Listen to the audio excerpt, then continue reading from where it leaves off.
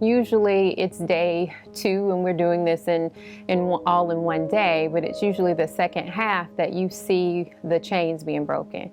We saw that from the first session with the men. The spirit was definitely in this chapel. It filled this place. You could see chains being broken off of these men. You could see it in their faces, just in the way they're interacting. It's been amazing.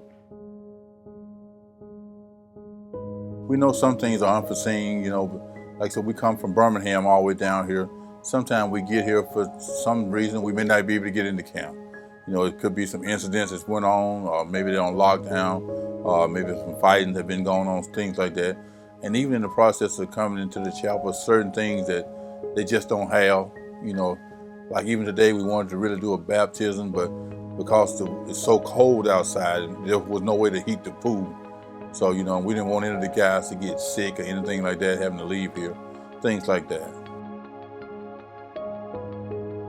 I think specifically having Pastor Clay here as a role model and example that you can be successful, you can recover your life can be rehabilitated.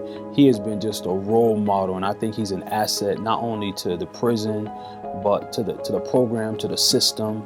Just letting people know that, there's life after prison and that you can rehabilitate your life and you can recover stuff that you might have lost along the way. When we launched Life 5 years ago, it was amazing, and seeing what happened with our members. And so when the conversation came about coming into prisons, we were excited about it, but a little bit hesitant because we didn't know, and I had never done prison ministry.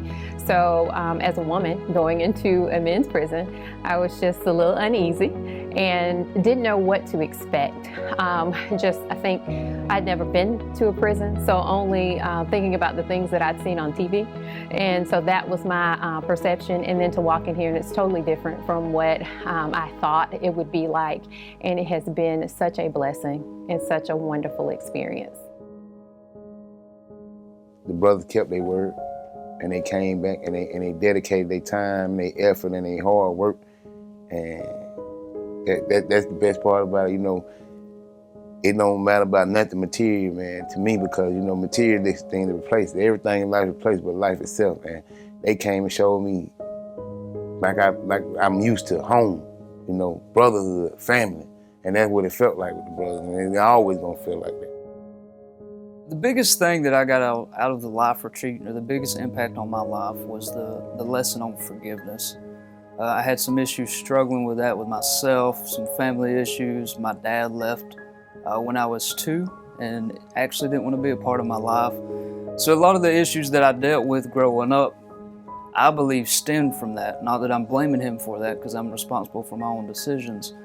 But a lot of the unforgiveness, the bitterness, the malice that I had in my heart, that was the biggest thing that I was able to let go through the Life Retreat.